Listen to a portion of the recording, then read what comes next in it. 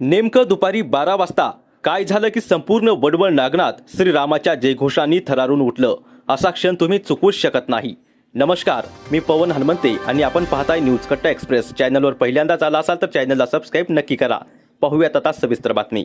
आज रामनवमी निमित्त वडवळ नागनाथ येथील श्री राम मंदिर येथे श्री राम जन्मोत्सव अत्यंत उत्साहात आणि भक्तिमय वातावरणात साजरा करण्यात आला। सकाळपासूनच श्री राम मंदिर परिसरात भाविकांची प्रचंड गर्दी पाहायला मिळाली। जय श्रीरामच्या गजरात आणि श्रीराम नामाच्या घोषणांनी संपूर्ण परिसर दुमदुमून गेला होता।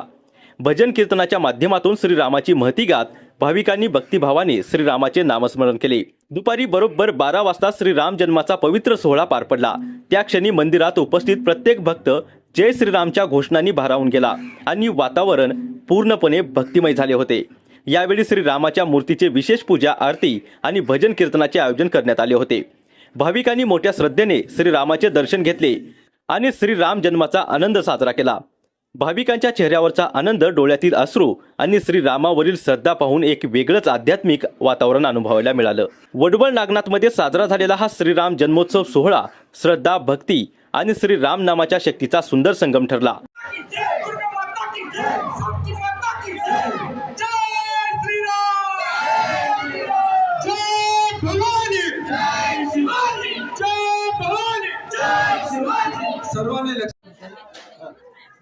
मी फड व्यंकटेश महाराज कीर्तनकार।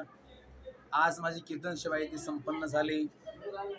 महान तीर्थक्षेत्र वटसिद्ध वटेश्वर नागनाथ यांच्या पदस्पर्शाने पावन झालेली भूमी, तसेच वडवळ गावामध्ये प्रभू रामचंद्राचं अधिष्ठान तीर्थक्षेत्र, प्रभू रामचंद्राचा जन्म इथे आता संपन्न झालेला आहे। खूप सुंदर, जशी अयोध्येमध्ये त्या ठिकाणी रोषणाई केली जात होती, जसं अयोध्येमध्ये खूप सुंदर असं वातावरण प्रभू रामचंद्राच्या त्या ठिकाणी जन्मानुसार केलं जात होतं, तसं त्या ठिकाणी वडवळ या नगरीमध्ये प्रभू रामचंद्राचा जन्म खूप उत्साहामध्ये त्या ठिकाणी साजरा केला जातो। याचा मला त्या ठिकाणी अनुभव येतो। गेली 10 वर्षापासून अविरत सेवा करण्याचं भाग्य ही माझ्या वाटेला आलेले आहे।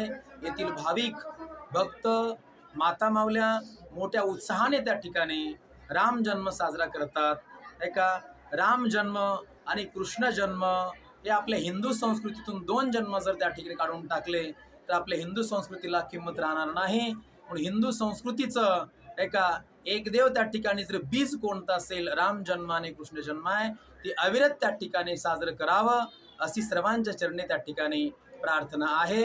हा संदेश मी या कीर्तनाच्या माध्यमातून सर्व त्या ठिकाणी भाविक माता माऊल्यांना साधकांना देऊ इच्छितो।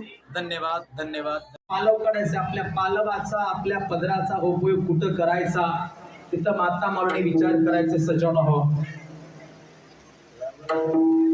वा, धन्यवाद। मला दिलं ना काही, अरे वा, म्हणून प्रत्येकाने पालव घेतला, ते केलं।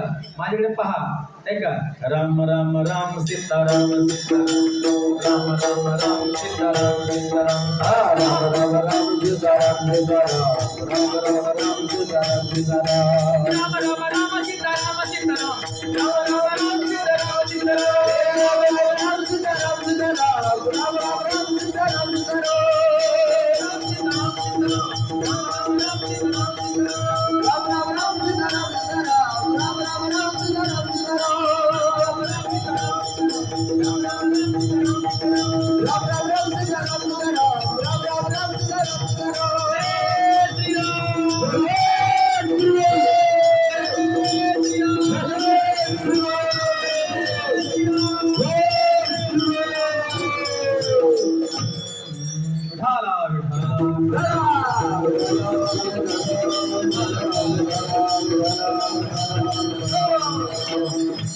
भाविक मायबाप कुठल्याही गोष्टीचं साधन नसताना अशा पद्धतीने त्या ठिकाणी जन्म झाला।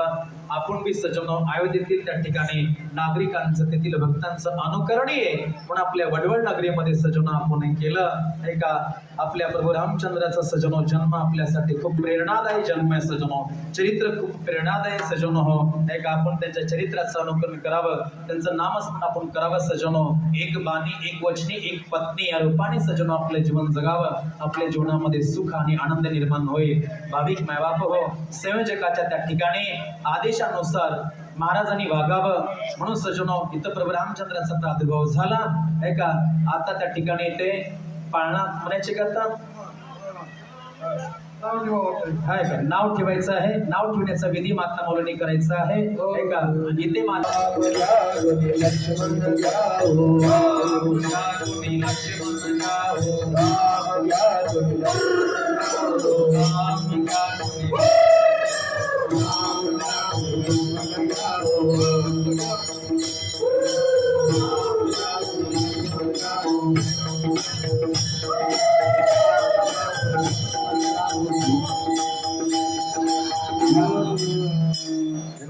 आरती जागेवर बसूनच त्या ठिकाणी होईल. आणि महिला मंडळाला विनंती आहे की आपण तिथे जाऊन पुढची आपली जी संस्कृती आहे वडवळ मधली ते आपण करा. उठा लवकर उठा. काळाचो जोरे कुलभूषणा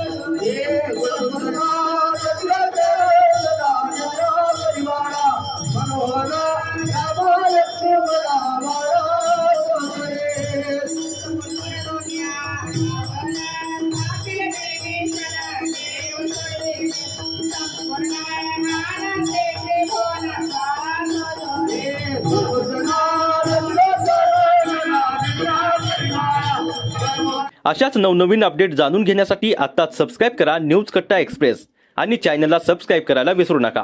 धन्यवाद.